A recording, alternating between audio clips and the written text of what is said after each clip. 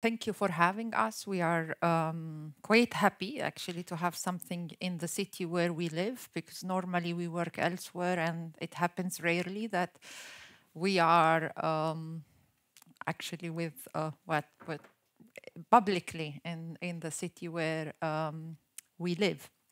And indeed, when we thought about what to share with you, we thought about the Refugee Heritage Project because we really feel it's at the center of what is happening right now. And indeed, I would say it is an assault on refugees having heritage, refugees having history. This is exactly what is going on, is indeed that refugees should not have history.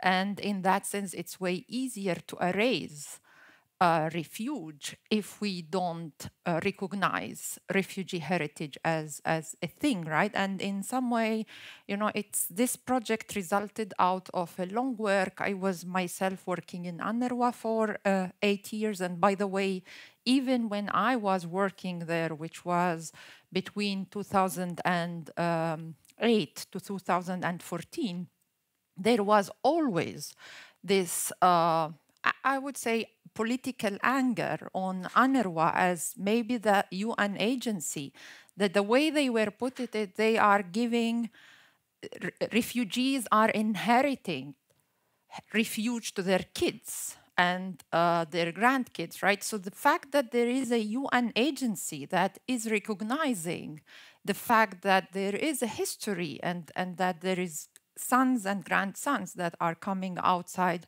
of these refugee camps has been always politically disturbing, no, to the Israeli colonialism and occupation, because it is a reminder of where and from where the state of Israel has been indeed established on the ruins of that history, right? So in some way, I think we did that provocative project where we were both thinking, I mean, in some way, after long projects that we did in refugee camps, and we saw how much even refugees themselves were dismissing their heritage, because in some way, I personally was always a little bit hurted whenever I go to camps and see the achievements that refugees manage to do in terms of how many non-governmental organizations, how many civic life, how many things they have been. And at a certain point, I even visited a house where they had a very tiny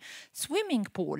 And my naive and almost, easy questions like, wow, why a swimming pool? And instead of maybe answering because our kids has been prevented from seeing the Mediterranean and we are Mediterraneans and in some way it's a connection to the water, rather than the answer was we will destroy everything in order to return back home. And the fact that as maybe I would say both intellectuals, UN organization, and refugees themselves, the fact that we negate a history to the camp is what brings that man to think that, if I will not negate that history, I am worried that the people will not remember my real history. But they are both histories, right? So, and somehow, I think that negation of refuge in order to still be rooted somewhere is quite. I am hoping that with what is going on right now, we will really rethink it seriously, because in some way, I think there is no justice without recognizing that, refuge has history and it's part of humanity, it's part of who we are, it's part of, and there is no way that we just dismiss it, put it somewhere, and then accept that life go on after 75 years of refuge and exile. I think this project that we want to show you departure from that point. And then what we were hoping is that after that, we also have a bit of, we were, exactly because it's the first time we feel we are among friends and in solidarity with what is going on. We would like more to understand this as a conversation, as a sort of knowing almost who is in the room. I mean, that is a little bit the plan, that there is no plan usually. Our plan is not to have a plan.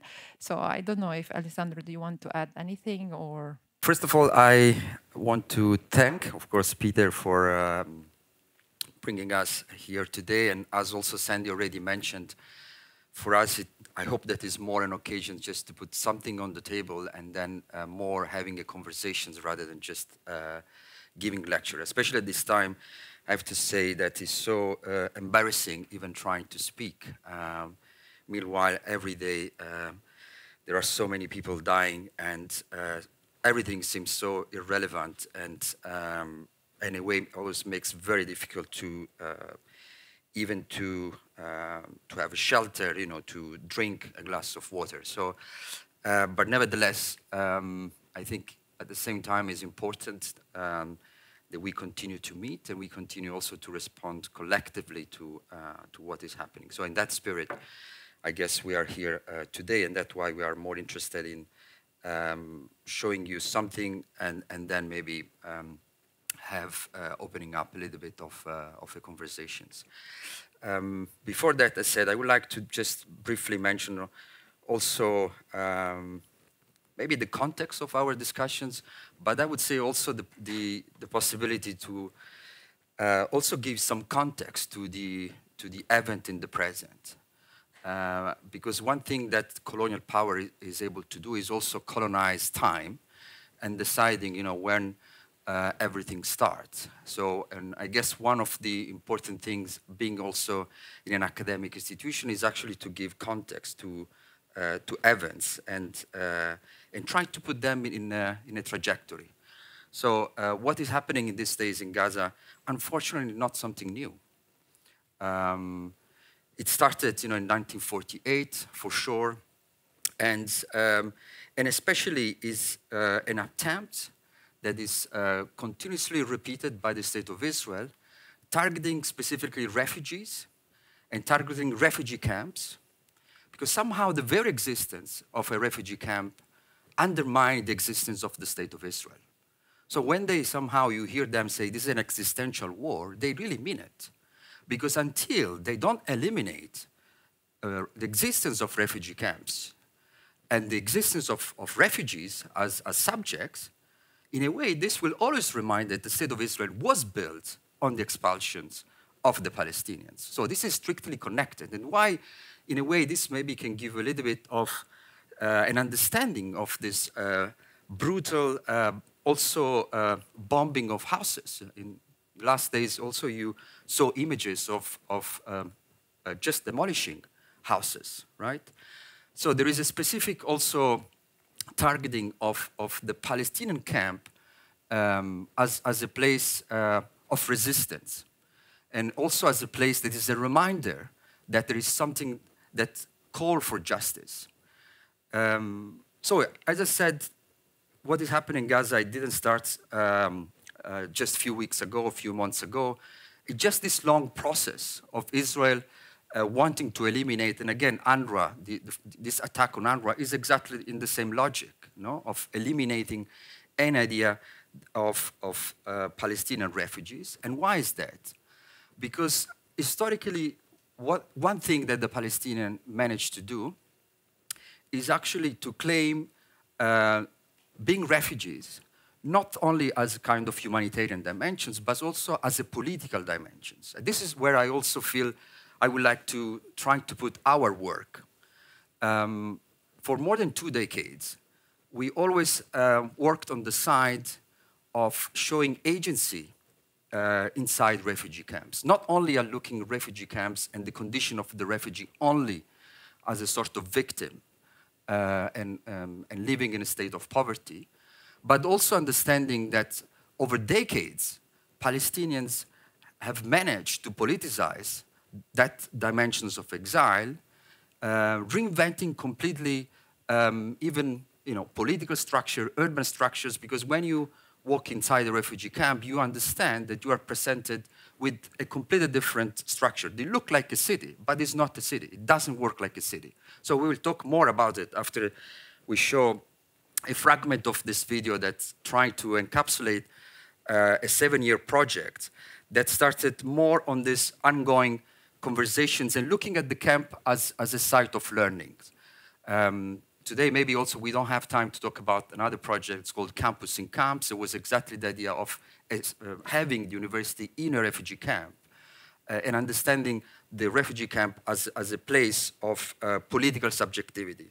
So one of the struggle of these days, and maybe also of our, let's say, discussions of today and on these days, for me has been always this, how it also bring us back to that conditions of only looking at the humanitarian dimensions. In one way, it's something that we cannot avoid it, looking at the suffering and the death, but also something that I also hope that we can somehow combine it, on looking at the ways in which also Palestinians have political agency. So not only being stuck, on the side of the victim and on the side of just being, subject of the violence, and therefore we pay attention to it. And that, I think, it's also something that maybe, hopefully, it's part of our conversation today, is also understanding how we can continue to engage on Palestine, and I would say, or what I think Palestine offers us as a view, as an entry point into other struggle and conflict and conditions, and how we can sustain that with time. Because one of the things that's working on Palestine for so many decades now is also that we see there is this media tensions, especially when the violence is exercised, and I think we have to say here, on Israeli bodies, on Jewish bodies that are somehow considered for the world more important than Palestinian bodies. And only in that moment, you have this media attention that, of course, create possibility, but also it doesn't allow to see things. And more importantly, I think for some of us, they're also interested to understand how the discussions around Palestine is not only, let's say, call for actions on what is happening there, but also I hope that somehow undermine some of the ways in which you maybe think about your research, some of the ways in which you think about the knowledge that you produce in this place is actually relevant or not in different struggles that you are invested to. And I think that that is also important to bring those kind of discussions, not only as an exceptional moment, that we are living in these months, and if then this is over, then we can go back to normality. There is no normality to go back to. That, I think, is very important. For me, politically, it's important that we maintain the wall that was destroyed just a few months ago open. The fear that I have that, when this attention is gone, that wall will be closed again, and we are trapped once again, in the same situation. So I think our task is also how we keep that wall open, how we keep our conversations going through our everyday work, and not only thinking this only as a moment, in which of exceptionality, and this is happening now. We have those discussions, and then we go back, to our previous life. So that is, I feel, a little bit the challenge that I personally have, how to maintain that, and I hope that will be part of our conversations. In order to put also something maybe more concrete on the table, and maybe also bringing in this aspect of images, emotions, artistic practices, things that when we talk about war, most of the time we are trapped into, political analysis or military analysis, and also maybe claiming, even in these moments, other ways in which we can understand things, understand with our heart and or our senses. So I will play this now and see if the sound will be okay. It's around 9 minutes, and then maybe after that we can talk more about it, but more importantly, maybe it will be nice, to have rather conversations. Yeah.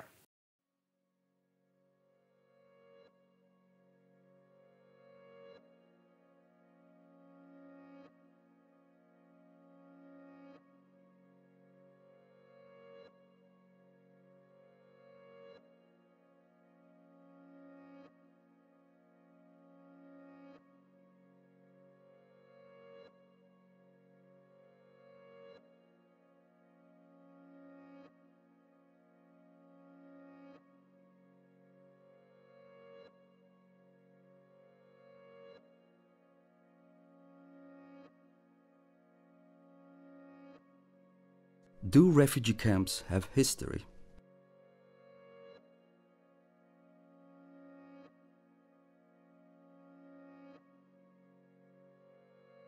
This was the fundamental question at the base of the nomination of the Dheisheh refugee camp as UNESCO World Heritage Site.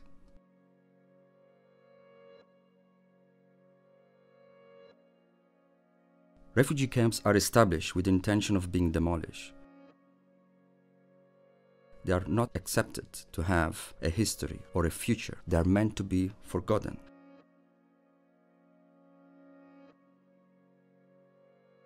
The history of refugee camps is constantly erased, dismissed by states, humanitarian organizations, international agencies, and even by refugee community themselves, in fear that any acknowledgement of the present undermines their right of return.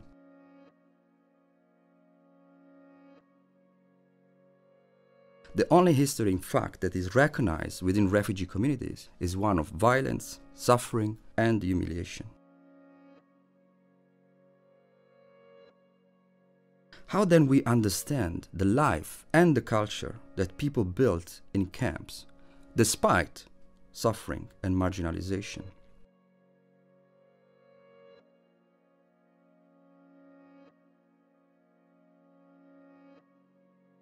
The photo that you see here are part of the UNESCO dossier produced in over 2 years of discussions with refugee communities, local residents, heritage experts, and cultural producers. Members of the camp strongly expressed their fear that the nomination would change the status quo and threaten to undermine the legally recognized right of return. At the same time, many expressed their desire to see refugee history being acknowledged and attempt to bring back the right of return at the center of the political discussion. We were interested here in documenting the life, the spaces, and the political structures that emerge in almost 7 decades of exile.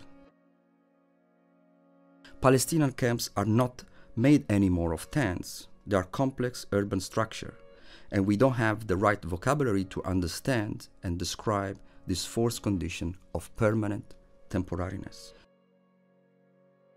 In understanding today's refugee condition beyond the humanitarian crisis, refugee heritage traces, documents, reveals, and represent refugee history beyond the narrative of suffering and displacement.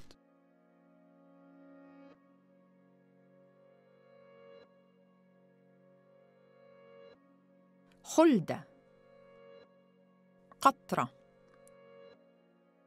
التينة، القسطينة، تل الترمس، الفالوجة، عراق المنشية، القبيبة، الدوايمة، بيت جبرين، بيت نتيف، علار، خربة التنور، راس أبو عمار، القبو، بيت عطاب، سفلة، بيت محسير، الشوع،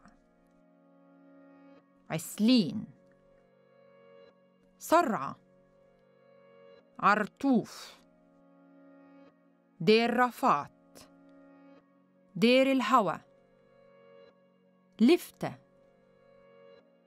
دير ياسين، عين كارم، المالحة، سطاف، صوبة، خربة اللوز، كسلة، ديربان، الجورة، زكريا، البريج، كدنة، ذكرين، دير الدبان، دير الشيخ، جرش، مغلس، عجور، الولجة.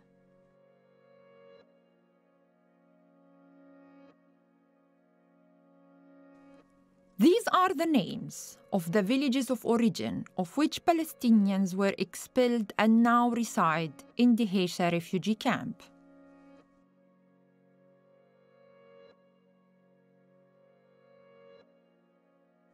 Israel demolished more than 300 villages in 1948 in order to prevent Palestinians from returning to their homes.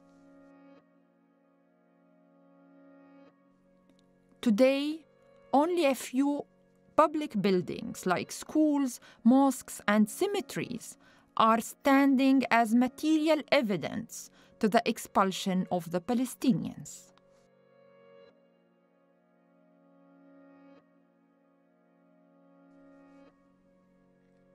Today, these villages have for the most part been substituted with exclusive Jewish Israeli towns, national parks, and industrial areas.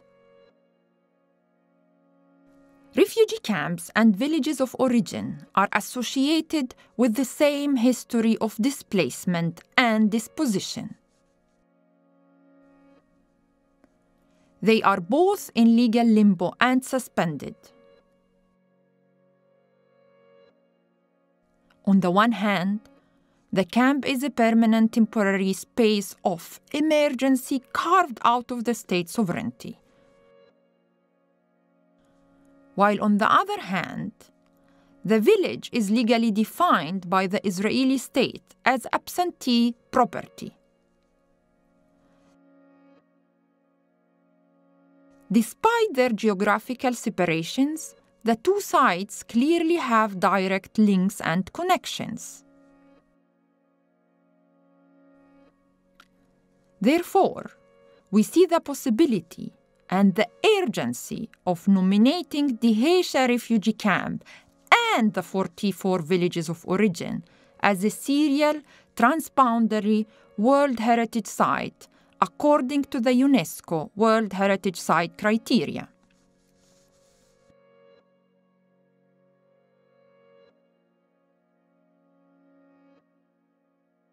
This is the nomination dossier. Maybe I'll just pass it around so you can take a look.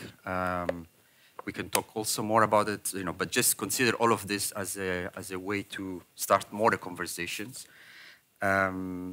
Because in a way for us was also an impossible mission, because there is no state actually can even submit this, because as you know also, in order to a site to be nominated as a World Heritage Site, this right is only given to a state. So if you are not a state, you cannot actually nominate any site. You don't have a right to heritage. Basically, you don't have a World Heritage Site. And of course, this was the first impossibility. Who should nominate the Heysha and the 44 villages of origin as a World Heritage Site? Is it the Palestinian Authority? Is it, the community that lives in the Heysha? Is it the PLO as a representative of Palestinians? So who has that right?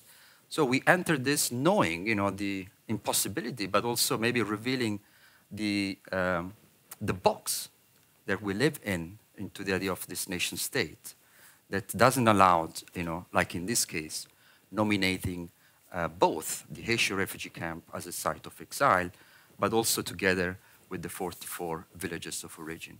And for us, the important was that the nomination, what is at the core, was to bring back the discussions on the right of return. Also in this case, 80% of the people in Gaza are actually refugees that actually are coming from the villages that are just outside of that fence where the 7th October, they went to. So the discussion should be also not about, reconstruction of Gaza, but how 80% of the people in Gaza can go back to the place of origin if they want to. So that is a conversation, that also is important, especially from the perspective of architecture. We see that also with the lens of architecture, imagining what does it mean now that are already discussing about reconstructions. But what does it mean, reconstruction in a camp that's been destroyed so many times. In 2017, we also were involved in a social housing project in Gaza. And we built 300 units in Al Nada. This were the third time that the people have basically been expelled and their houses been demolished. And in just the beginning of November, Israel destroyed all the houses once again. So, and already when we were discussing about these reconstructions, everyone knew that another war was coming, and therefore these discussions about constructions, reconstruction, and demolition has been always there. So that is maybe another point to be discussed. But maybe I just pass on this so you can take a look, and maybe I leave a copy here for you. Yeah, and maybe, I don't know if we want already, because one thing that we were a little bit hoping that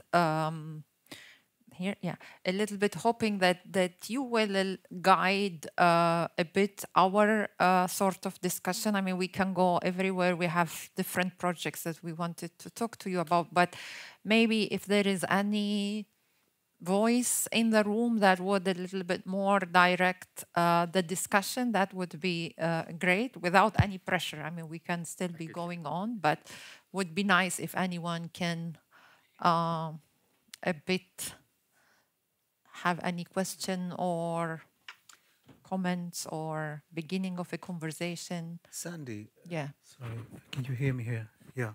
I actually would like to ask you, because we've been in touch, and of course I know that speaking of being at home and what that means and what it means to struggle in your home, you Alessandro is at the Royal Academy of Art here in Stockholm, the Kungliga Konsthögskolan, and of course the students there, you have this initiative, right? I wondered if you could say a little bit about this occupation that you established there, because you built something there as well, which has been transformed also. Yeah. Yeah, I guess the first instinct that we had as a group of Decolonizing Architecture, which is a group of students that are coming from different parts of the world, but more or less, most of them with kind of migration background. And of course, they felt very much that we couldn't pretend, to have our classes. And also, we wanted to disrupt a little bit again, this everyday normalizations that is happening inside the institution. And we basically took some chairs, sofa, lamps, plants. We steal it from different parts of the university, and we brought them in the entrance of the university, trying to disrupt, and create a little bit of also reactions, because one of the things maybe different to other places, in this context, it's indifference, is this, impossibility of dealing with the conflict, and that's the idea that people would just walk away. So in that sense, we created a living room with this big banner calling for a ceasefire, because we had this feeling that we wanted to interrupt, intersect, so that people get at least disturbed by this very present. So the space is still there. I do know that some of them were also interested to connect with you. I think Herman is also here, so one of the students of the group, so that if you are also interested in imagining doing something similar, I think here, so that is something that maybe we can talk about. Yeah, I don't know, maybe Herman can say something more since you are there. What brought you also to start that? Maybe tell us a little bit about yourself also, Herman. Yeah, I'm a student at the Decolonizing Architecture postmaster course at the Royal Art Institute. Yeah, and we've maintained this space now for a few months, but it's kind of on and off because there's not so many students that are permanently at the university. In general, it's a small institution, there's not that many people. But there's been a lot of people sort of expressing that it's nice to have this space, either for morning or gathering. and also to feel that we are kind of taking space in the university and sort of demanding a bit of attention. But yeah, would be really interested also to talk to you to how to create something similar here in the university, maybe as the kind of continuation of this space. Yeah. I also wanted to bring this up because it wasn't just recently that you there university, someone came along and transformed it into an art exhibit, no? Yes. Right. So there, I mean, there's constantly this kind of we've had very little direct sort of comments about the space from the management, but there are kind of for different reasons, kind of they want to frame it in some way. And then now there was an open day at the school, and they framed it as an art exhibition, which some of the students found very problematic because we have sort of not consulted, and they kind of put this on us and kind of frame it on behalf of us. But it's also interesting to have these interactions with the school. But maybe in that sense also bring the art in the, it's like, what does it mean to do an art project sometimes when you have tension around certain things. And I still remember when we began to discuss especially the project of refugee heritage with leaders from the Haitian refugee camp and with some people, everybody was, including us. I mean, it's not that we were very sure about where this project should go, how it should go, if it is really jeopardizing the right of return, or put it at the center of the discussion, or almost do nothing. I mean, these are all questions that on the ground were quite difficult questions. And at that point, I think that art has been one of these spaces where I would say you can be disobedient without hurting yourself and the other people around you, because you can blame everything on art at a certain point. So, I mean, I still remember people in the Haitian refugee camps were telling us, why don't we do that as an art project and try it on the ground, right? Because you can always refuge in the whole idea of actually trial, no? I mean, try to see what does that bring on the ground. So not also to underestimate the space of creativity as space that takes you a little bit outside of you know, one thing, for example, also as architects, we refuge in the art world because we always, I mean, working in UNRWA, working also inside, you know, building houses, building schools, you always confronted with reality, and there is no way that you can also imagine reality outside of reality, which is something that we absolutely need in order for us to understand, because many people are completely stuck within there is no way out. And I do believe that we cannot be stuck within there is no way out. And sometimes to get ourselves outside of what we are living, because, you know, also to think that the world we are living in is a normal world. I mean, since when we humans are controlling each other's and based only on a document, on a paper that we have, we are preventing each other from moving around the globe. I mean, that is already a crazy world, right? I mean, not normal at all. And we normalize it to a point that we think that is the only way we can live in the world. And I think sometimes to get ourselves out and say, no, that is not normal at all. It's not normal that we are controlled and based on where we born, our parents, and who we are absolutely prevented from moving inside a place that is owned by no one of us, right? So in that sense, I think taking ourselves out and imagining a different world was maybe the only way through which we were able to live in Palestine, because otherwise that would have been a very hard task to understand. How can we still live under colonialism, refusing it while we are living, right? I mean, in which way we can use the present to imagine a different world? And I know, you know, sometimes this sounds like a bit crazy and outside of the normal when we are in front of genocide, but I have to admit that, you know, there is no other way to act today and understand that how can we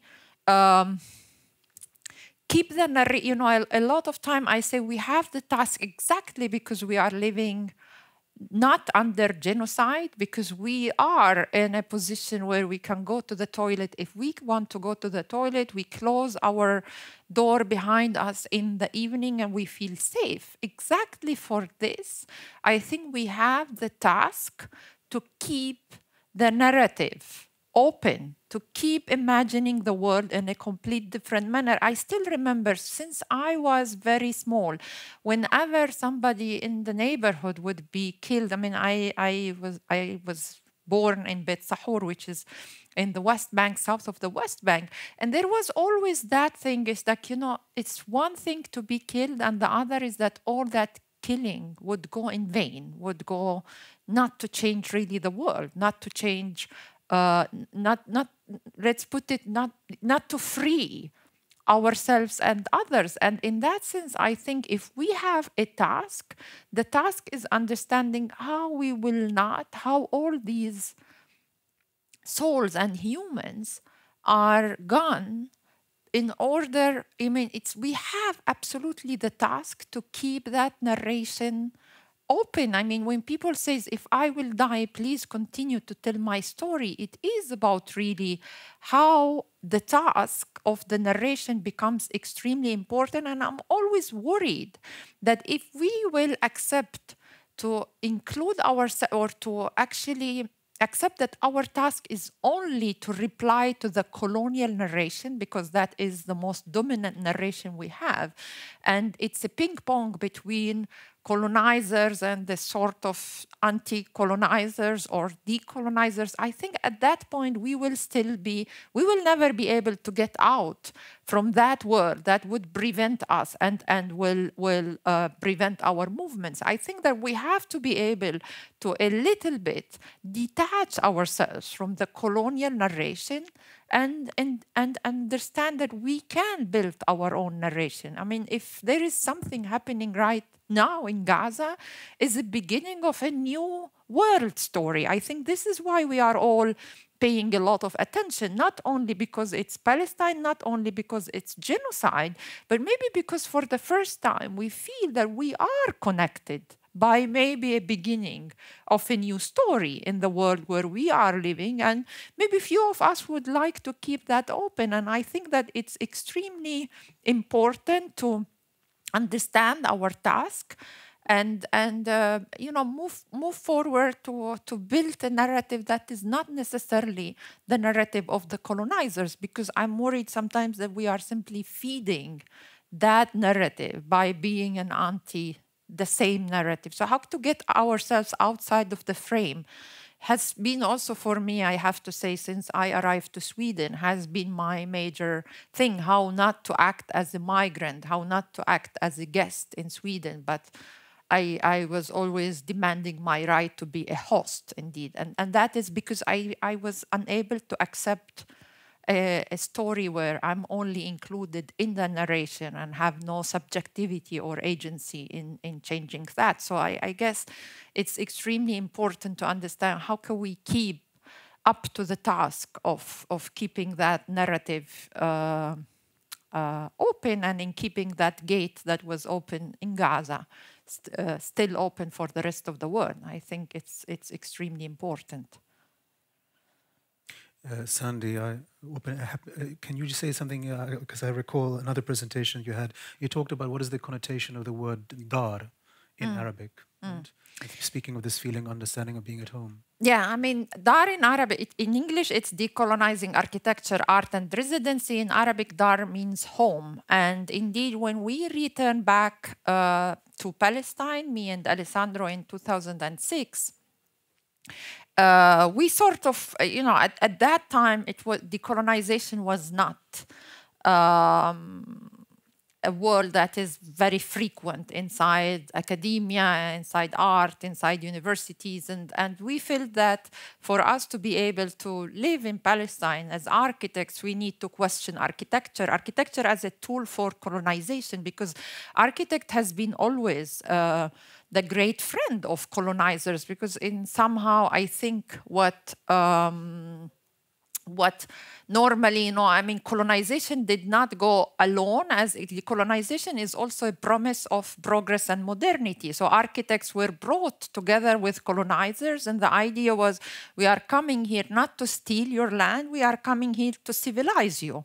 And of course, modern architecture has been a major, major tool of colonization in somehow. I mean, and still up to date, if you will question modern architecture in faculties of architecture, people are a little bit, feel, oh, this is too much actually to handle. What do you mean? I mean, and in that sense, it's a little bit of also understanding within faculties of architecture that link between modernity and colonization. But to return back to Dar, I mean, it was very clear for us that we are not there in Palestine to civilize Palestine or to bring modern architecture, but rather than to understand if there is any possibility to think decolonization and architecture coming together, because we understand that colonization and architecture are great friends, but how to disconnect from that friendship and create a space to think decolonizing architecture. And indeed,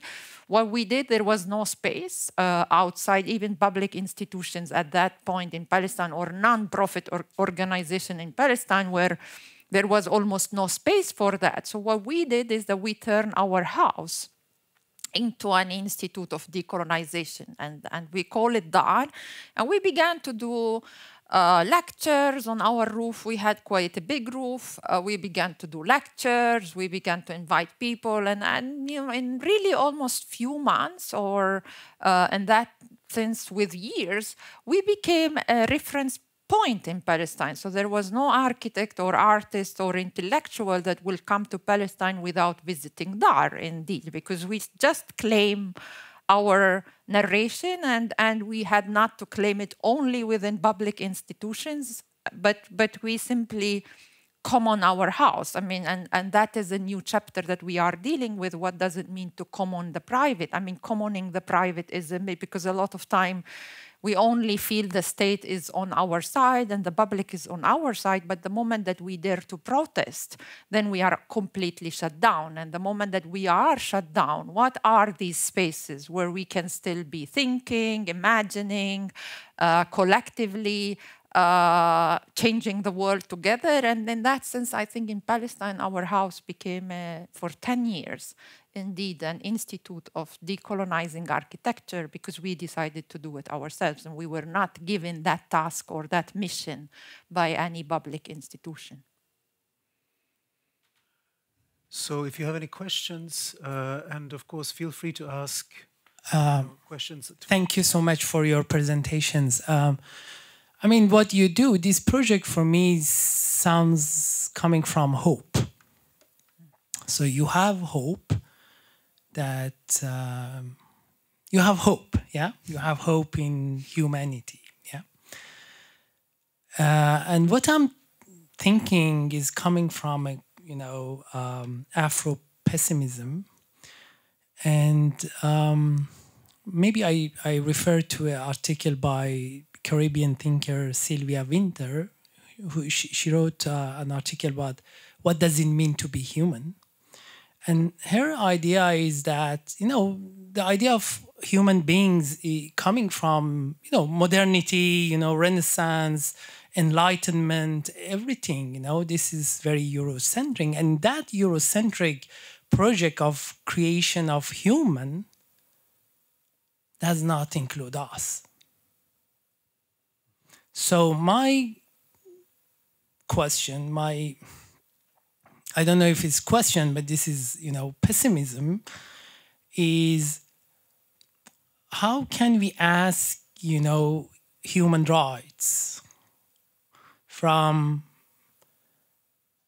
organizations, from a way of thinking, a paradigm, which is not including us as a human at all? So this is, just I don't know. I don't know if it's a question or but that's something I was thinking when listening to you.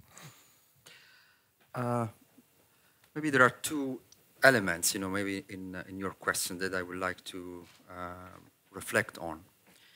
I guess the first part is actually what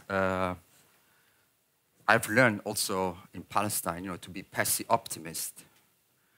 Because of course, our present is just inhabitable, no, simply.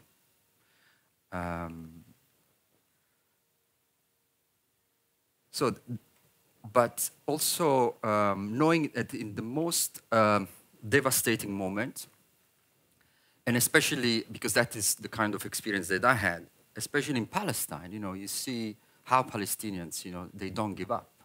And that's what makes Israeli and the world so mad, because they don't give up. There is something almost like irresponsible optimism. If you see that even in those days, some family, they go back and they, put the fire under the ruin and they say, I live here. I come back to my house. I live here. And that for me is very inspiring. That is the side of humanity that that truly inspired me. And that is what also brought all looking at the refugee camp as a site, first of all, as not only as a humanitarian catastrophe and as a political failure, but also after so many years as a political invention. Because that was the only place in which that, for example, when the Israeli enter a camp and they demolish a house, the day after, everyone in the camp rebuilt the house. Okay? And that exists there more than any other places.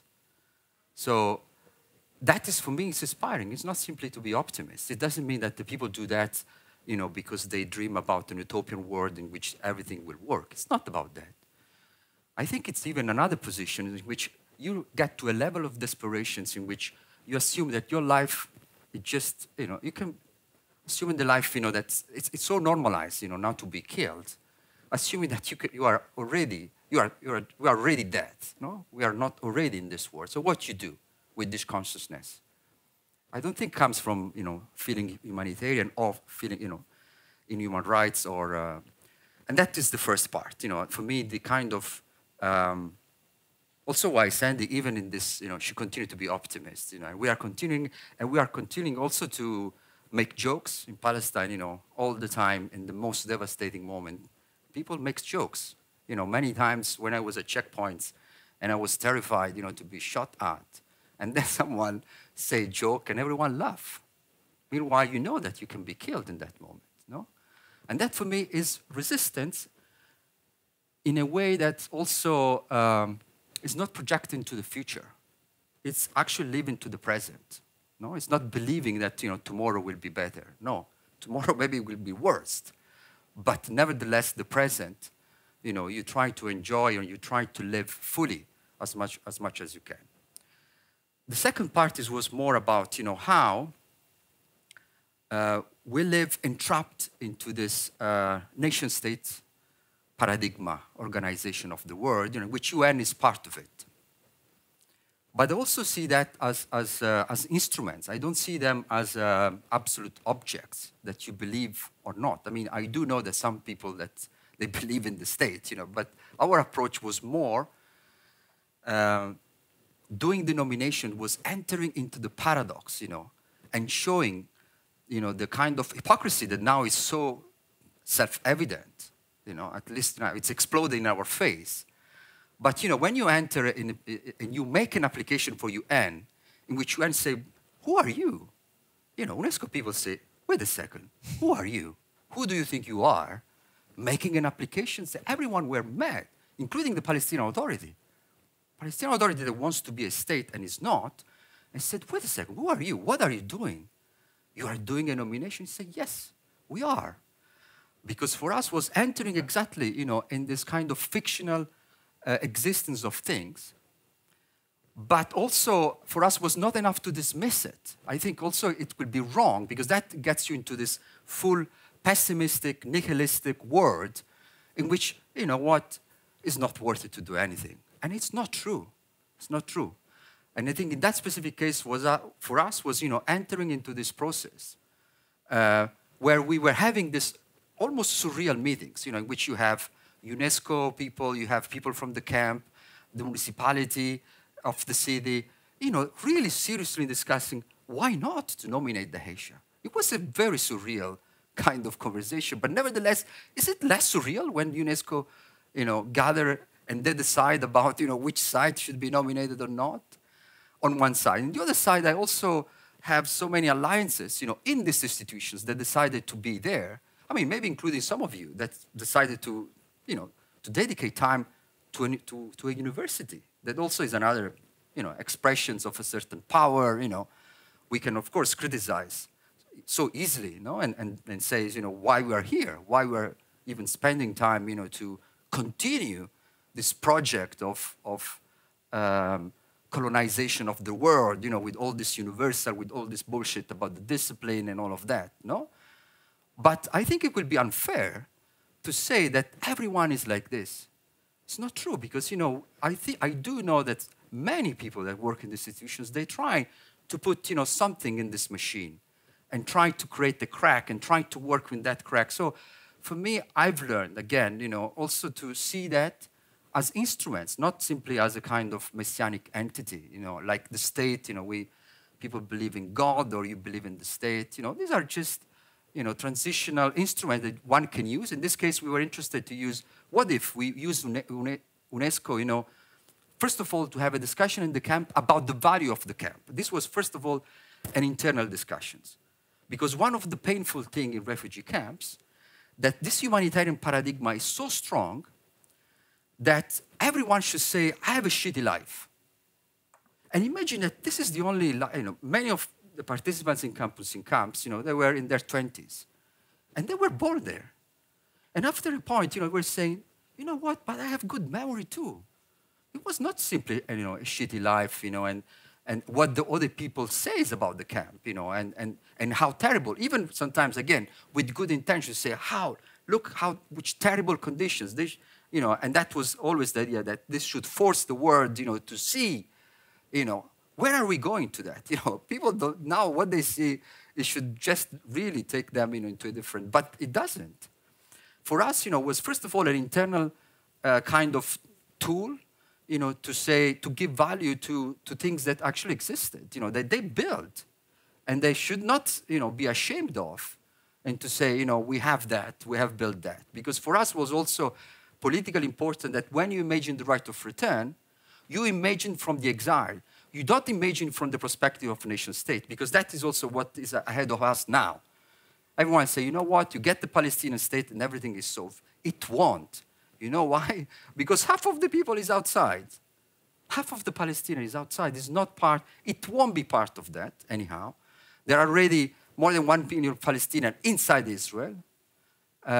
So what you do, with these fragmentations, a nation state will not work.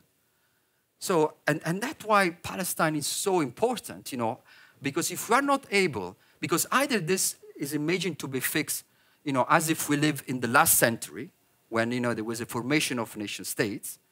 Otherwise, Palestine can be something, that allowed people to belong to more than one place at the same time. My feeling is that, people have desire already. We're already practicing and wanting to practice it, belonging to different places. The problem is the political structure that actually forces us to decide, are you this or that? Do you live here or do you live there? No, I live here, here, and here. And I'm this, and that.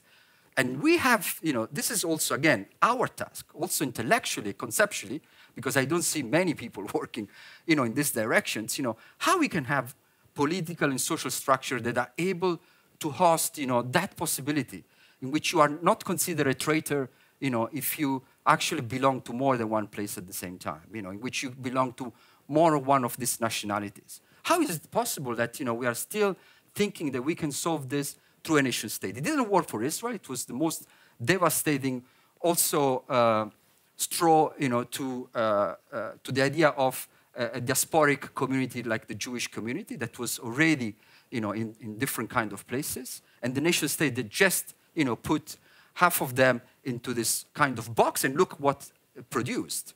It produced a fascist state.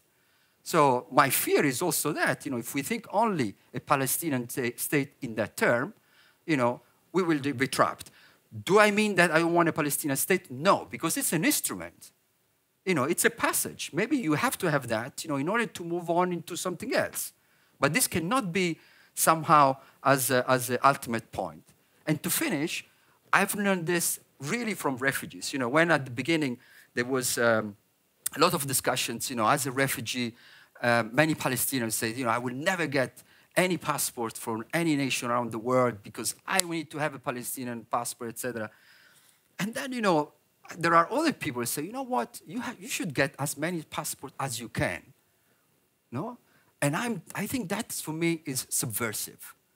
Because, you know, it means that you really don't care about this idiotic thing. No, of course, you know, you would like to live in a place in which you don't have to have it. But believing that you have, you know, to buy in one of them because you become a citizen, you get these rights, unfortunately, it's very painful when you don't have it. Of course, you know, it's very difficult to say to someone that doesn't have a stupid passport, you should not have it. I would not say that.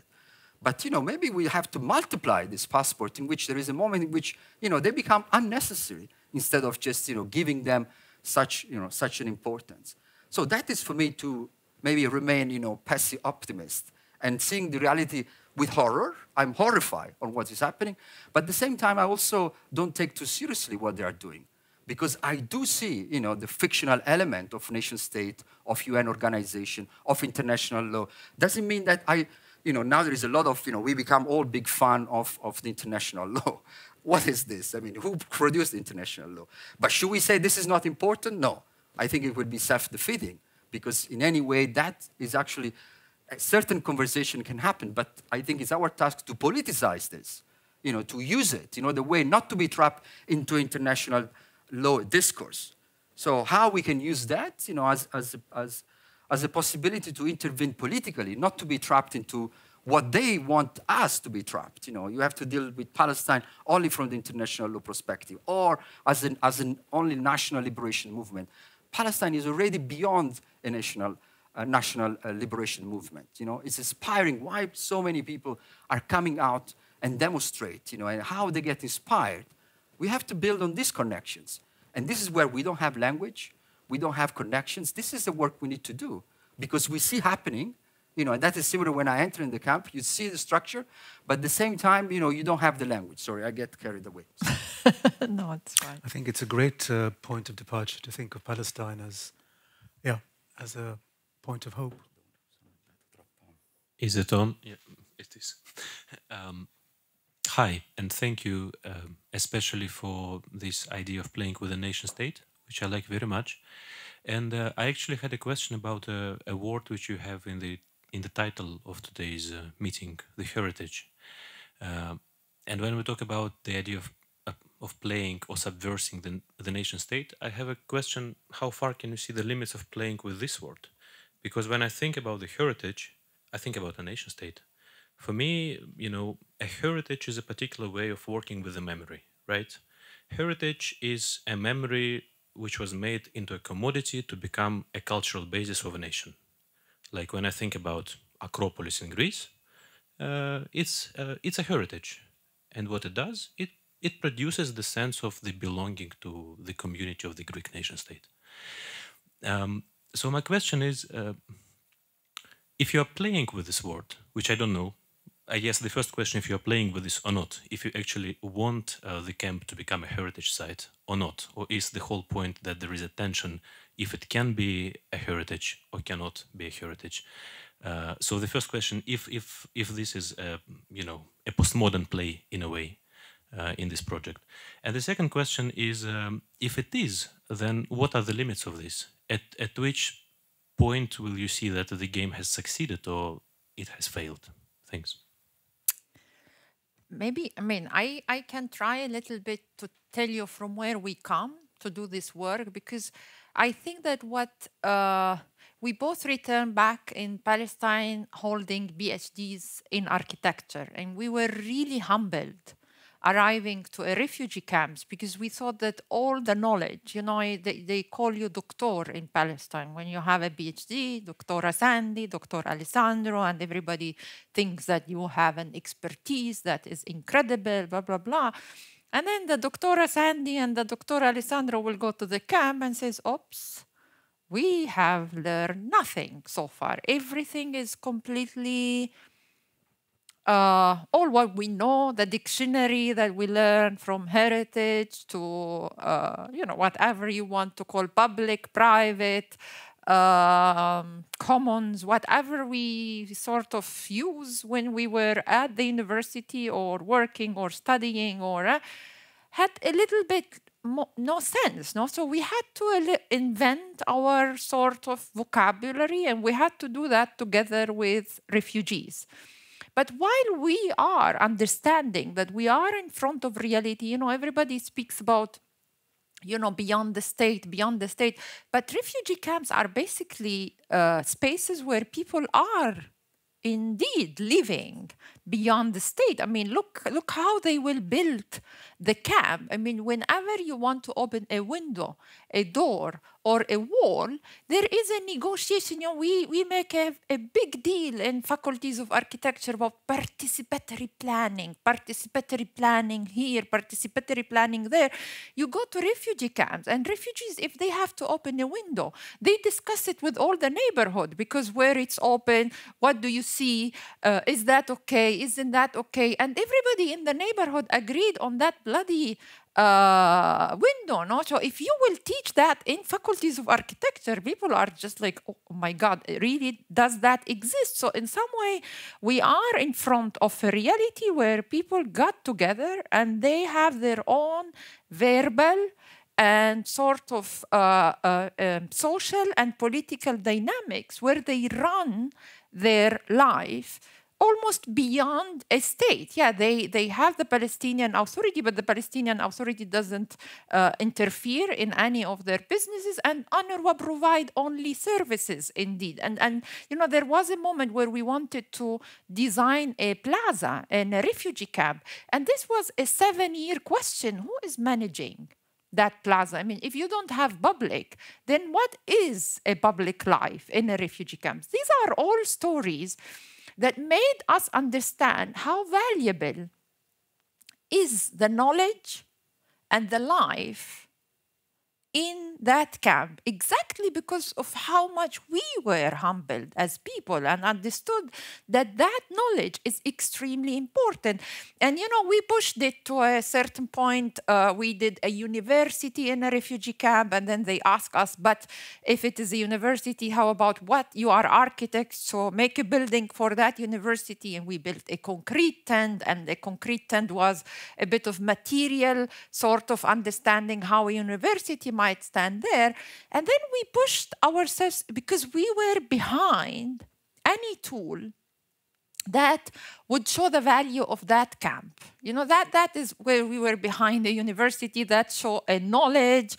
And in that sense, we found in UNESCO that platform that actually might push further refugees themselves, because when we began to discuss with them, because we like it or not, these are all organizations that colonize our minds. I mean, we all believe that if there is a UNESCO heritage there, means that it's important, right? So the moment you begin to discuss with refugees themselves and with politicians and leaders and people in the street around the fact that maybe the Dheisheh should be a space enlisted in UNESCO, they began to think about themselves also a little. There is a discussion in the camp, really, I mean, do we really worth enough in order for two doctora and doctor to think that we value? I mean, it's not, I don't know what you want to call that, playing or finding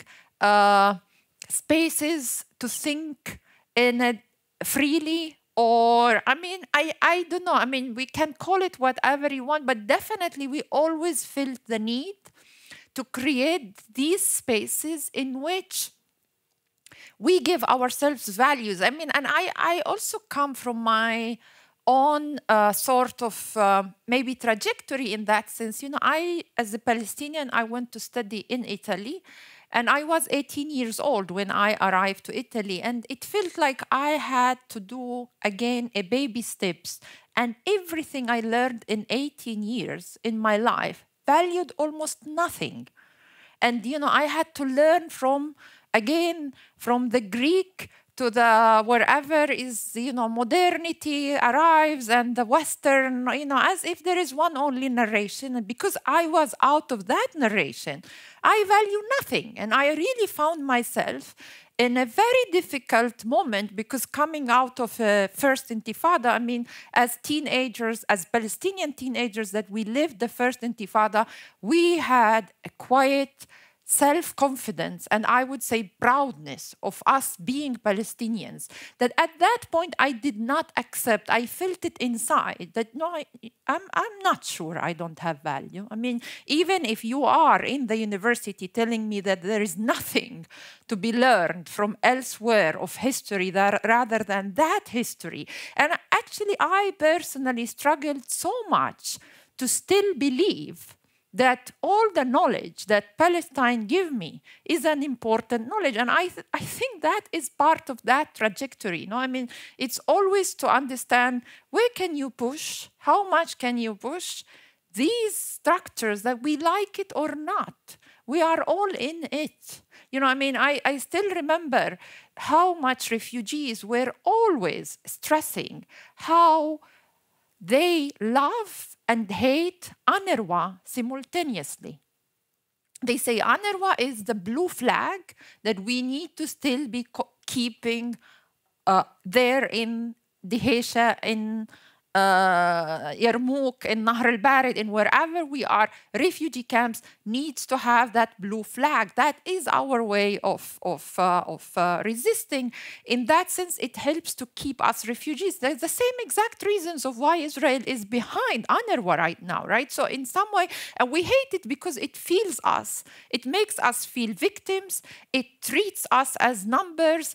Which is true. I mean, you have both sides of the thing. It is both political and there is a love and hate dimension towards UNRWA. And I think that project is going within this space of love and hate. I mean, refugees themselves, a lot of time, Palestinians themselves feel that they are victims and heroes in the same time. I mean, we are living in a moment where we are victims and heroes in the same time, where we are I mean, people in Gaza are victims and heroes. If we take any one of these two, would not be okay to understand what is going in Gaza. That means that we are not proud in this moment to be Palestinians. I never felt more proud to be Palestinian in this moment. And I know a lot of people that they are not Palestinians themselves, among them even in the room, but they feel proud of being Palestinian in this moment. And that we cannot take away. If we take that away from every one of us, we are not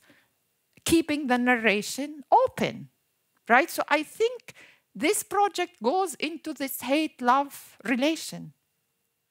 And I don't know if I answered, but, but that is the long answer. Maybe I can try a quick, hopefully, one. Because maybe it helps me a little bit also to reflect with you on how we understand the words a little bit like colonial architecture. No? For me, the language that I'm using, it's a colonial language. So in our architectural project, that is more clearly understandable because, when we did projects of reimagining colonial architecture, let's say settlements, to be reused, you know that what you have in front of you is an architectural colony. And then the question is, what to do with it, how to use it. So I have the same approach with language. No? So in this case, heritage, of course, it's as a colonial construction. It's inheriting. It's actually its Latin roots. It's even more telling, because it's patrimonio, which is belong to the father. No, it's this very, paternalistic idea of inheriting on the male side only. No, this is heritage, somehow. But again, the issue is that we are still living, or at least I live in a world. Maybe other people don't. No, I say what I'm going to say also. It's also very localized on on my words. I've been trained, in this Western university. My language is a colonial language. And unfortunately, the other languages that I'm acquiring, they don't, sometimes, for example, in our work, there are a lot of Arabic words because we feel that mobilize a different kind of understanding and feeling of things.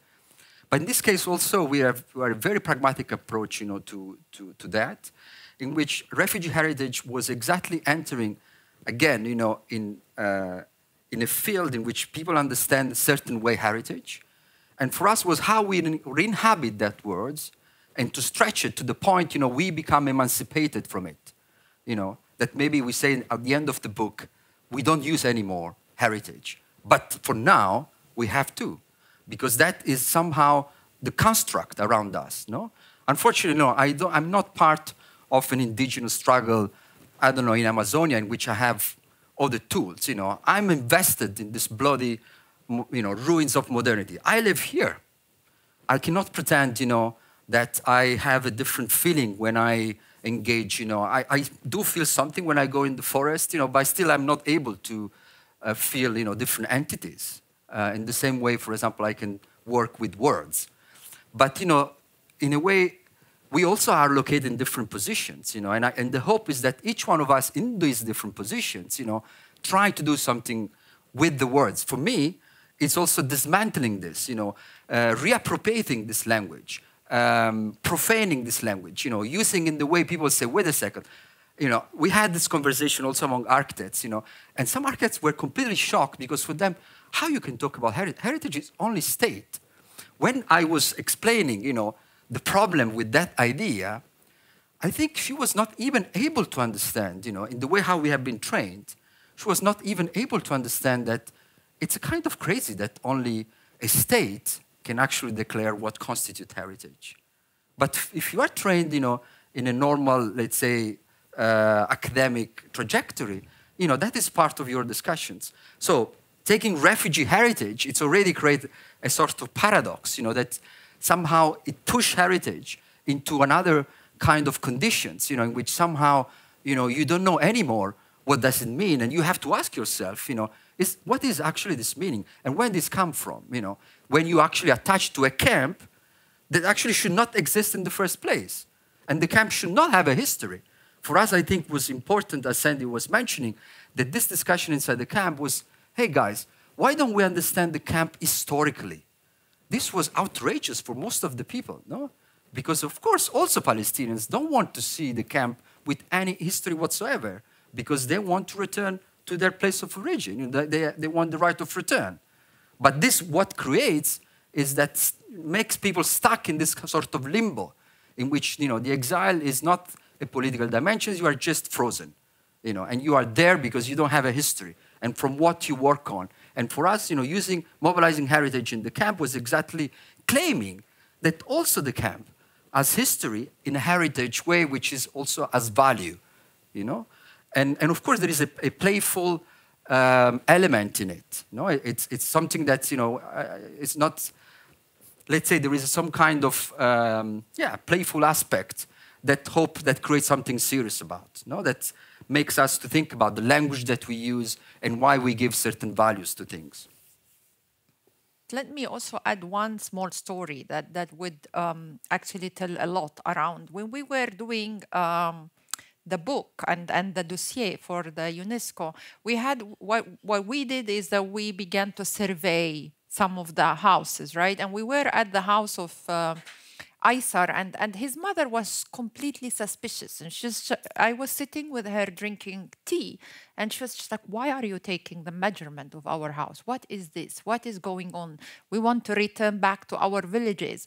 And I, a little bit, began to talk with the mother of Aysar about the house. And slowly, actually, she began to tell me how she built the house, most of the house, while her husband was in prison. And that wall we added in that time, and that wall we added in that time. My husband was in the prison when his friends came and built this room for us. And then I asked the mother of Aysar, but why don't you claim both? Why not Dheisheh and your village of origin? And she looked at me and she says, but do you think that is politically possible? And I say, but we are the one that we can build a narration. I mean, and she was looking at me and she says, that is the most beautiful thing that someone ever told me. And I say, you know, I mean, people have 2 houses, have 3 houses. In Sweden, you have a house, you have a summer house, and you have a 3rd house in south of Italy, and And I say, you know, you lived 75 years in exile. The minimum that you have to do is to ask your house and the right of return. I mean, minimum, right? And that is what we speak about. How the mother of Isar would be proud about how, as a single mother, for a long time, that the father of Isar was in prison. She built that house. How we keep that proudness. That proudness should not be taken away. That is what we are really behind. There's a little bit of coverage of this now in the newspapers, insofar as journalists write about academics also. You know, people have been talking about what is happening in Gaza. They've been searching for words to describe it, and one of the words that has been used now is domicide, which is the killing of home in a certain sense, right? And the idea, as we see, is what is happening is quite clearly a process of making Gaza uninhabitable, right? And I was wondering if you have any thoughts on not so much whether this is correct or not, but simply what is at stake in using this term as opposed to genocide, for instance? What does it add? What does it take away?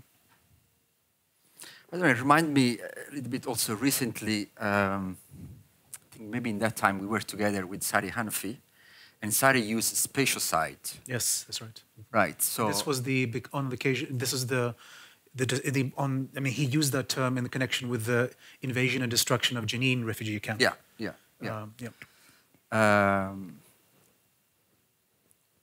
But yeah, I think in that moment, I think his idea was more, of course, to say, you know, how much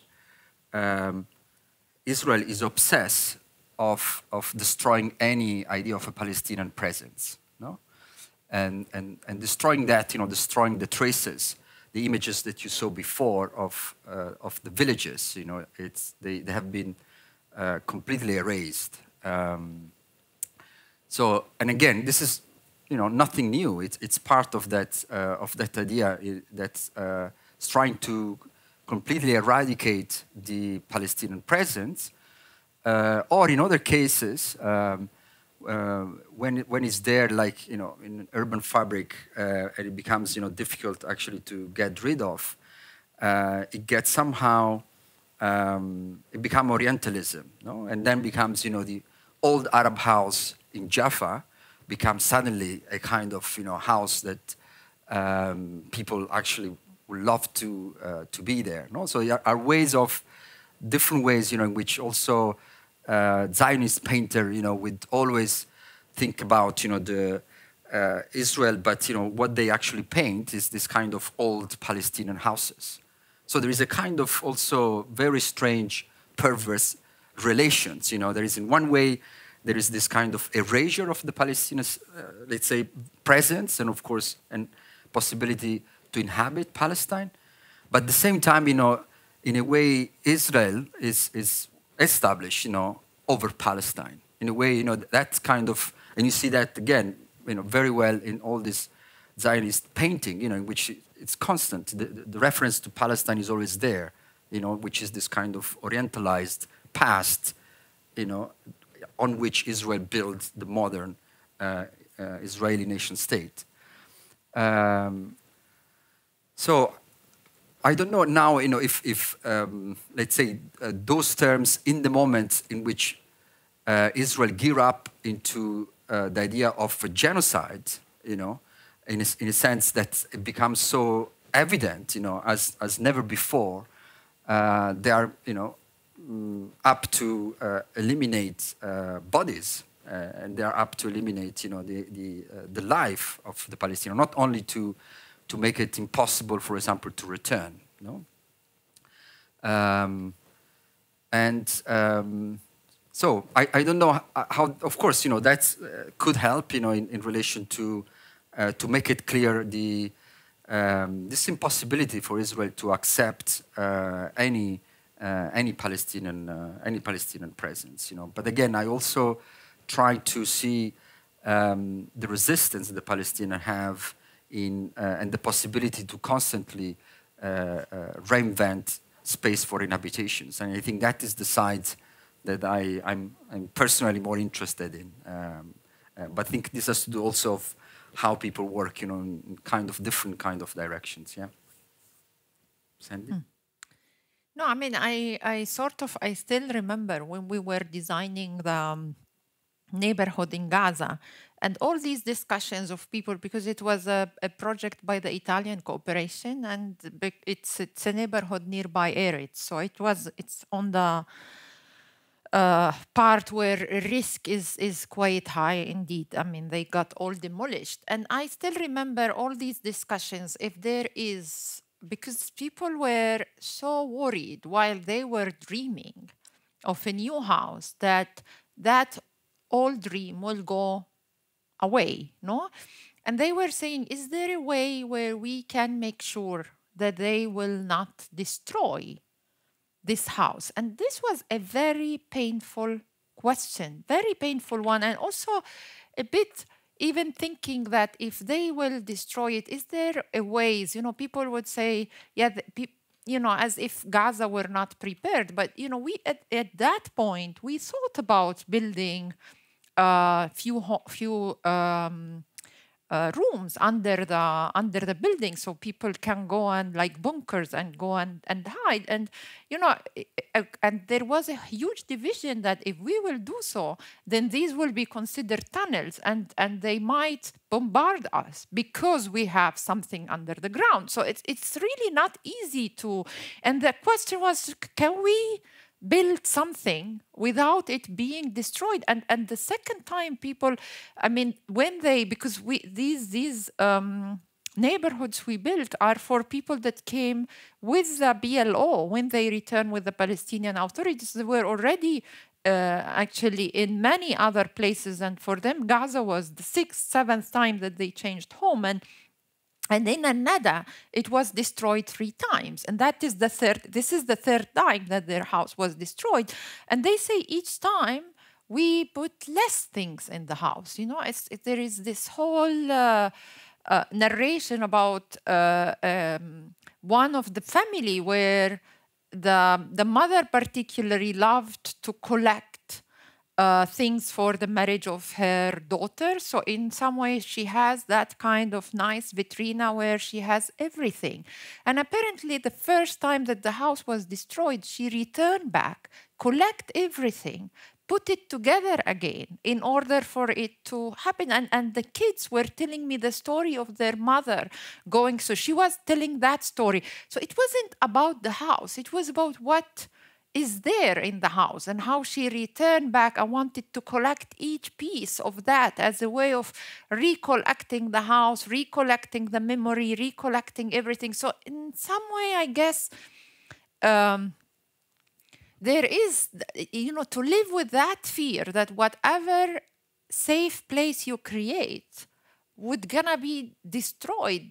That kind of life, I mean, as an architect, I have to say, to pose the questions like, okay, you are proposing to us to dream together. Can you keep up to this dream? And indeed, you know, all what we are receiving from them now is like, you know, that amazing dream that we had together is gone. You know what I mean? And so how we can, you know, and that took 7 years for them. So we were in a moment where they were so enthusiastic about this idea of returning, and we were designing the house together. But they had that fear that happened, and it happened, and you know, now they are in this moment of we have to rebuild it again. But I mean, how we will rebuild it again? I mean, I did not went through all this, but my trauma as an architect to rebuild it again, what does that mean? What to rebuild again exactly, and where and how? I mean, these are all questions that are, you know, I mean, and Gaza was not. This is the like that disaster. I mean, these other wars, now when they speak about the other wars, they were speaking about, wow, this was not even a war. No, so the very fact that we are actually having a conversation already about rebuilding and returning, when in fact what looms, what seems also as equally imminent, is expulsion, of course, because they are now moving from Khan Yunis to Rafah, where now over 1 million people are concentrating. And there's a optimism in that, even in talking about that. And yet it feels necessary, in fact. We have to keep talking about not only defying the expulsion, but returning. Yes. Right? Yeah, in that very moment. Yeah. Maybe the last quick note is also, to your questions. I'm fascinated, how, if you remember also, when we were together, both living in Palestine, there was a lot of academic writing about, how Israeli army is so smart and effective, in conceptualizing the camp, etc. Striated spaces, yes. And now, all of this has been just, completely smashed. Changed and smashed because no one knows what Palestinians built under Gaza. And I'm incredibly amazed, on how they are able to resist. Every night also we tend to look at the news and we get the press. And then, I always finish, to say how much, in a way, they are resisting. And what they have done, I think it's pretty incredible. But because the media is talking about something else, I think we also are not recognizing the incredible ways in which, they still manage actually to be there and to fight back, because in a way they, of course, it seems impossible for them to achieve what they want to do. So, and that's where we are, and again, it's always, how we in a way we deal with the horror, but also how we understand how we get out from it. We are not becoming just the victim of it, and also reclaiming an agency in also what is happening, because there is a lot of agency also in that. So I wish that maybe also sooner or later we get an understanding of how they made it, how that is possible, and how that actually reshape the idea of Israel having this army that no one can defeat. So that, I think, it's also part of maybe another conversation. Yeah. Oh, thank you very much. Maybe a little bit shifting the direction of the conversation that I'm gonna pose a comment and maybe a question. So I'm wondering also about the environmental degradation and the climate change impacts on the area, because we also know this colonial history at the roots of the climate change and other ecological crises. As for example, US is the biggest emitter and the ally of Israel in this military and carbon emission complex, as we think of. So, and I'm also somehow remembering by this kind of heritage term that those villagers can also transmit this idea of being resilient in their areas as they locally produce and building their houses with local and ecological materials. So did you have any impressions or observations regarding those relations? Because this is also the part of the socio and ecological justice as well. When the disasters and the war conditions intersect at the same time. So yeah, maybe I would go again into this pessimism and optimism that comes all together, and in some way, I think this being part of this Palestinian struggle for a while, but in and out, and have been part of many other indigenous struggles, environmental struggles as consequences. One thing that we were always a little bit suffering from, how territorial struggles are. And that actually, to return back also how identity politics is all made of a very colonial, the moment that I look at you and give you a color because colonialism give you a color, and I actually act upon this as a very colonial tool. I think maybe to be optimistic, and I always suffered the territoriality of struggles where Palestinians need to speak for themselves. Swedes needs to speak for themselves. Indigenous people needs to speak for themselves. And, you know, I was so disturbed. I still remember, and now I understand it way better, especially when I moved to Europe at the beginning, and people would say, but Palestine is a very complex situation, and I'd rather prefer to listen. And I was just like, but passive listening is not okay. I mean, you have to act. Otherwise, I will never be freed.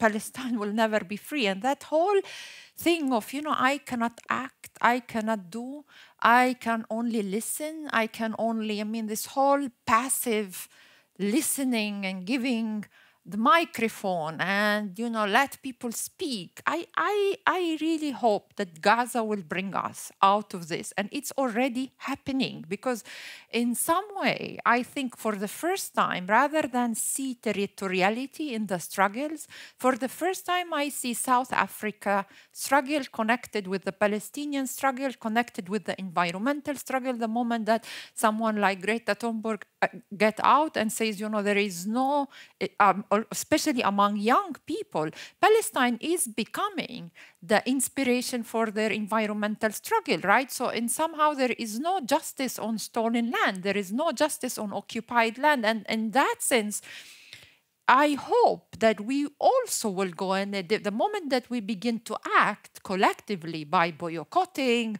by taking seriously our struggles, by imagining how strong we are together, I'm hoping that that would push also our environmental struggle further. And my pessimism is that, hearing friends from Gaza speaking about how vegetables are completely different in colors, and they are all worried that, Israelis, together with many things, indeed ruin not only, the ground is already not fertile anymore, and the vegetables are not growing the way they should. So in that sense, of course, we will be dealing, that rubble has never been seen. And in some way, it's a huge challenge, but I'm really also hoping that we take this moment where we understand that if we will not, that our struggles are not only local struggles. Palestine is here in this room, because that is what will shift our understanding of so many political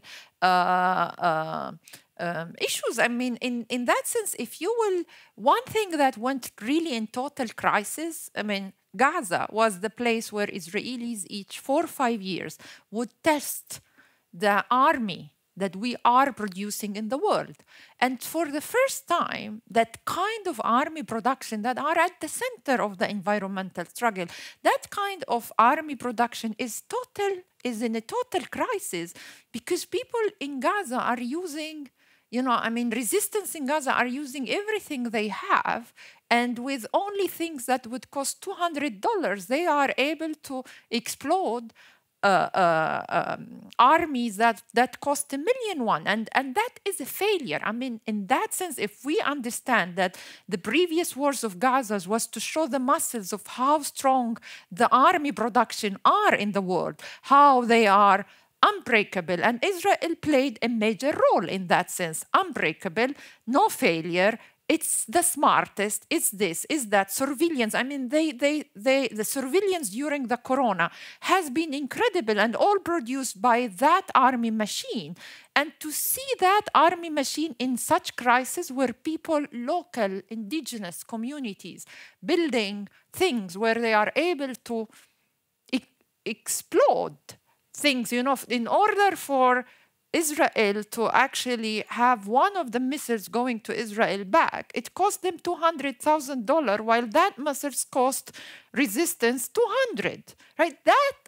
These kinds of crises are extremely important one for struggles for environment, and we should be all aware that this is not about Palestine. This is about the people that maybe have been really pushed in the corner between Yemen, South Africa, Palestinians, the ones that are the wicked on the world, right? The ones that are left outside of that war saying, wait a minute. And I am really hoping that we will take that as an inspiration. This is where we will be effective in saving our planet, rather than thinking that the ones that would save our planets are the companies that by first place are destroying it, or the states that are by first place destroying it. I'm really hoping that we will take the light from somewhere else rather than where we think it should come from, and the modernity and many other progressive sort of ideologies that they make us believe that it's only through that we can save the ground. I'm really, really thinking that Gaza in that moment is also pushing us to maybe think differently the future of our planet.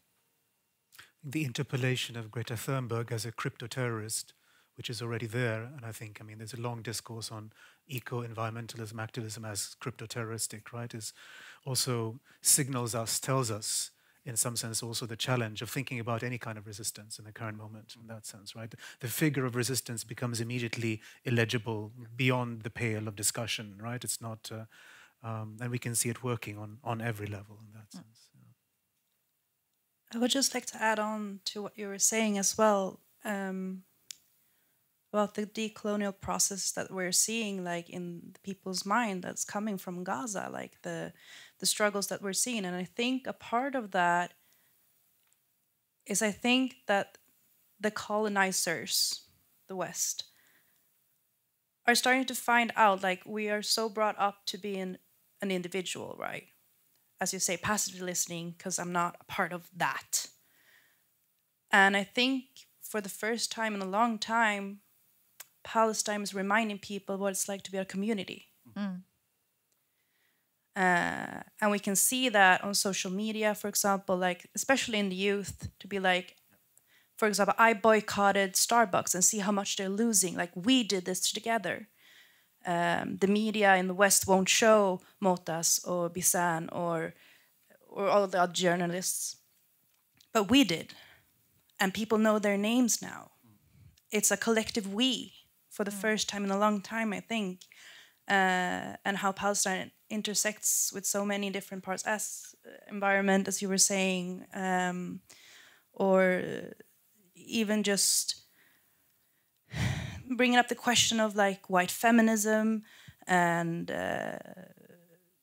how, like, people are starting to question, like, but there's 50,000 pregnant women in Gaza right now that are pregnant during the most terrible of times. Where are you? Why aren't you speaking up? Like, there's a collective we that are not questioning the individual you. Mm. And I think that's something that I hope can stay within this process. Yeah. That's a beautiful way to end. Yeah, I actually would add to that. I think what unites all of us who are in one way moved not only by what's happening in Palestine, but I think also thinking about the world that we live in, is that we all share a feeling in one way or another that there is no home for us in this world, right? There is a way in which, there's an old refrain of the left, of course, popularized by Noam Chomsky, which is that another world is possible. And I think the feeling that actually animates historically the Palestinian struggle, but also all other struggles, is actually the feeling that, there are lots of people who can live with the idea that another world is possible and yet not do anything, right? The people who make something happen are the people who feel this world is impossible. Right?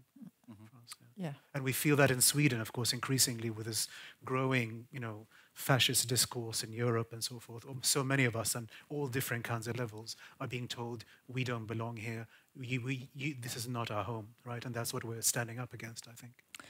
we spend in the last maybe 20, 30 years to the time which is what absolutely important to understand our individual rights, right? I mean, how we feel, how is it I feel myself with that and with this. And in some way, people learned very much how to protect themselves as individuals and how to take responsibility, as they put it, to their own bodies and minds, and make sure that they would not burn out and they would not do this and they would not do that. Yet I think what I am lacking, especially, you know, sitting in a place like Sweden, is that I fully understand how people are protecting their individual sort of, how they are responsible for their individuality. But I'm wondering, where is the collective responsibility, right? I mean, if one day that place will have any rupture, I mean, where people will not know even from where to begin to talk with each other. There is absolute lack of any understanding of collective acting. If it's not the state, nobody act indeed. I mean, even if you have to strike in this country, you have to take a permission. So even if you are against something, you cannot even strike. So in that sense, what worries me as being someone lives in Sweden is that complete lack of collective agency and collective, it's just like was given to the state in some way, and people feel, okay, I take care of myself, the state take care of that collectivity. And I think it's quite a dangerous position for a country to find itself with. So I do believe that it's extremely important for the one of us that are living in this country to raise the flag of the danger of not having any collective responsibility on individuals as such. That is perhaps a good point to end. I want to thank you very much. Oh, so we have a question. Should we do that from Zoom? Yes. Do we have, we have some time? Yeah. Sandy mentioned that the light is somewhere else. This means different form of knowledge needs to be produced. Can she explain how we can find the light? Does she have any guide for us? Oh my God. You have 3 minutes, Sandy. Find the light. Sparkle. Okay. I mean, one of our very good friends that wrote part of the introduction of the permanent temporariness, she came to our house and she says, it's incredible. It feels like your projects are always a little bit lightening a candle, and that candle like is burning, and then here again you are lightening another one. And in some way, I think I don't have guidelines, rather than to understand that even in the most dark part, you can still be lightening a candle. And that doesn't mean that you can keep that candle light forever. You should learn how to live with that. And maybe one day, if we all switch on a candle, and it's a very collective and worldwide act, then it's not only the candle that in 2 or in 3 or in 5 in the room or in 10 in the university we are lighting, but in a way that we are helping each other to still be seeing the light, in order to, when our candle is off, that we have the light of someone else, so we can still be lightening that candle. I mean, I don't have otherwise I would not respect my own. Knowledge production is about trying to switch on candles and see where it takes you. It's not about, it's already now happening. Yeah, no, indeed we are in this. I mean, maybe the optimism of seeing all these people coming together is but unfortunately it takes a genocide for us to understand that. So it's quite horrible, but yeah. There is an expression in Arabic, we say nawartna, which is to say you light it up, you light us up. And so we are nawartna, Alessandro and Sandy, thank you for coming. Thank you all for coming, nawartna. And Thank you. Thank you.